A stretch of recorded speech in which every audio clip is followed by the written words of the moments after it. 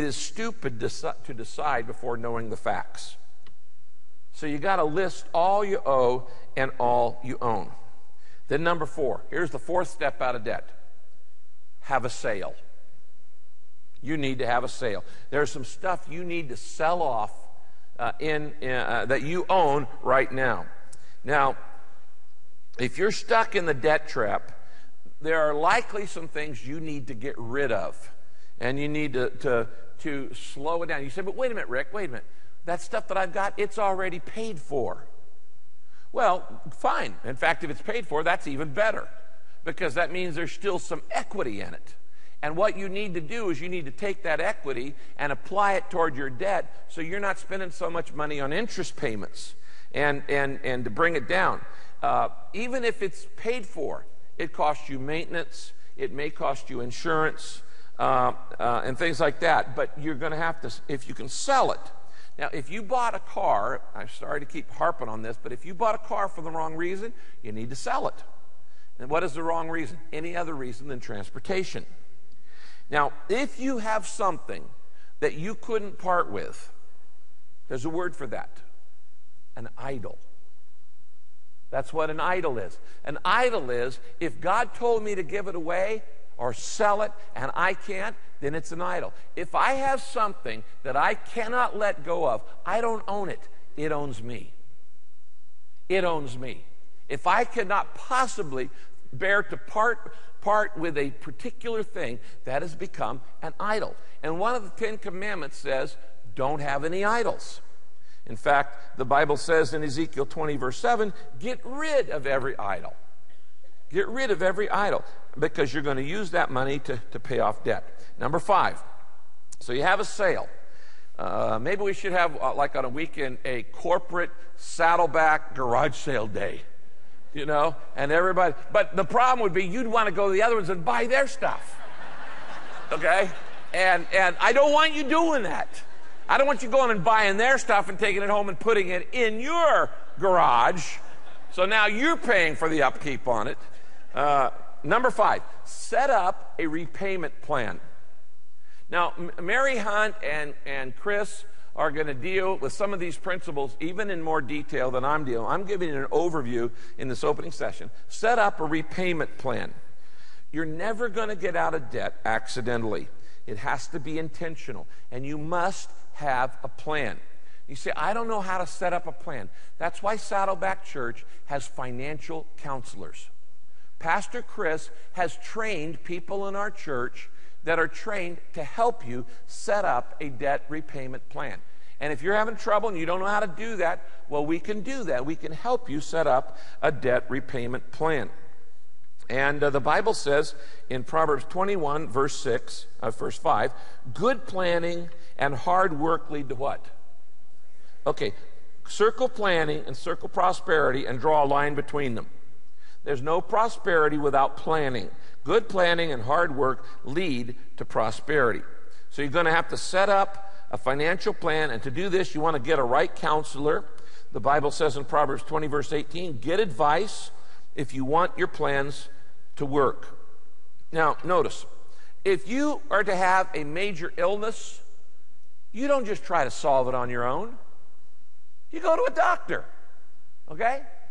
If I have a back problem, I go to a back doctor. If I have a knee problem, I go to a knee doctor. If I've got a relational problem, I go to a relational counselor.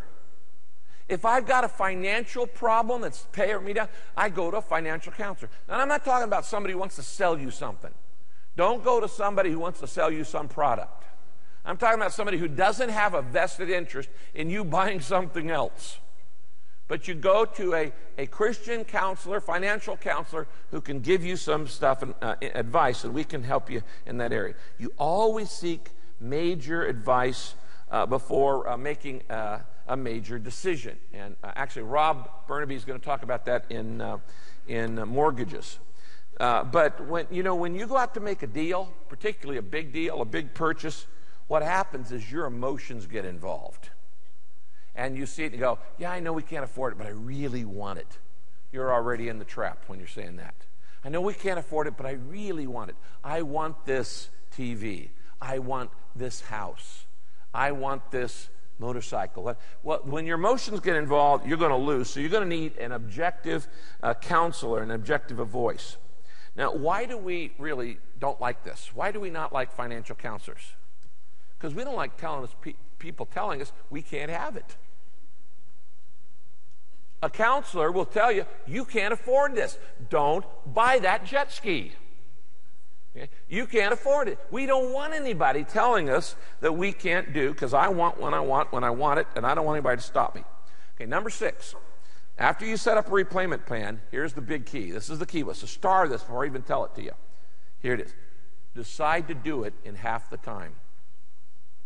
Decide to make the repayment in half the time. Mary Hunt is a pro at explaining how to do this.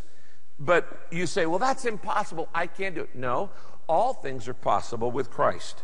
And the Bible says in Proverbs that we can do it. And the Bible says in Luke 18, what is impossible with men is possible with God.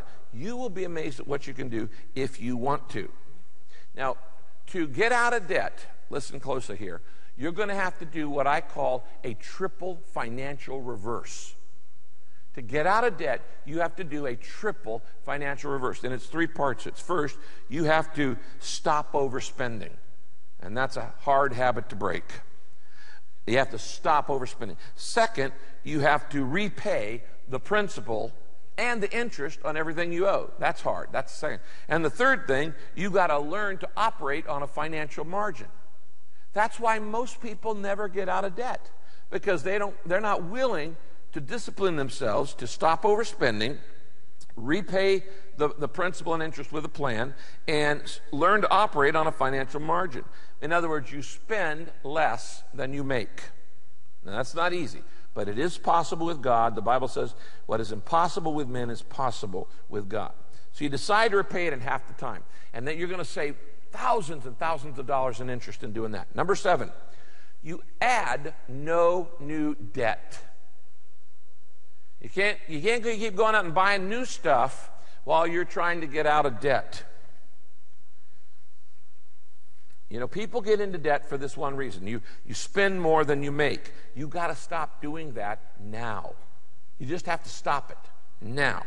You're never going to get on debt out of debt if you keep on buying on credit.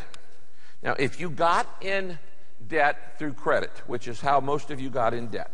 Some people get in debt through like a major illness or something like that, and that's just unavoidable. But the reason you did is because you didn't have a savings plan, and you didn't have an emergency thing. But if you are in debt right now from financial credit, from credit cards, here's what I want you to do. I have a little project for you to do. Go home today, and I want you to heat your oven to 450 degrees. 450 degrees exactly, okay? Then I want you to take all your credit cards and put them in that oven, okay?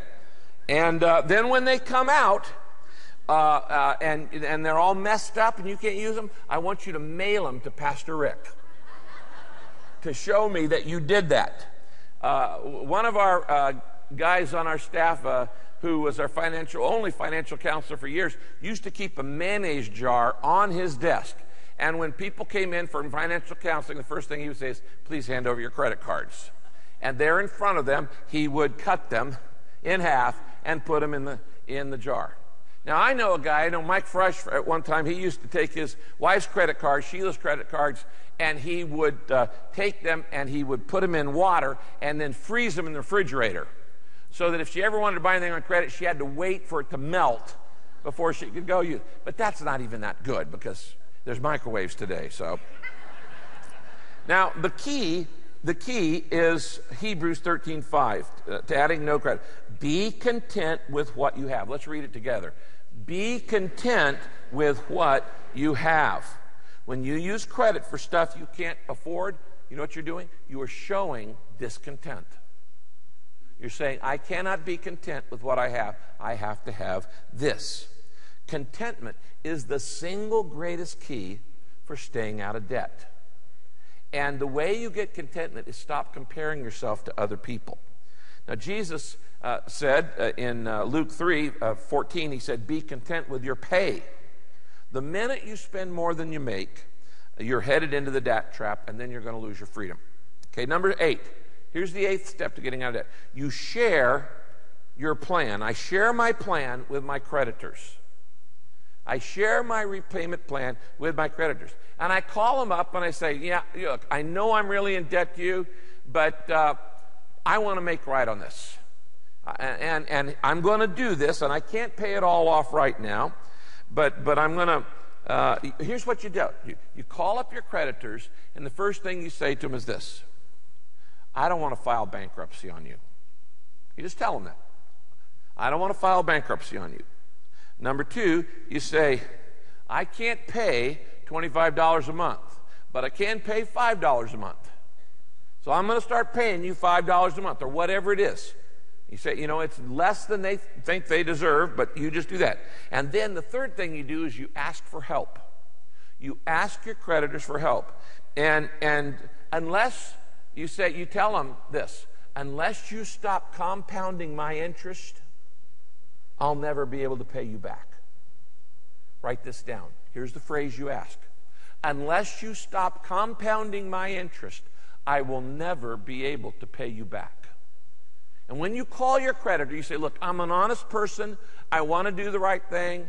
I don't want to stiff you for this bill. I don't want to file bankruptcy. I do want to pay you back. I can't pay it back at your terms, but I can pay you $5 a month, or whatever it is, $7 a month, $8 a month. But then you say, I need your help on this.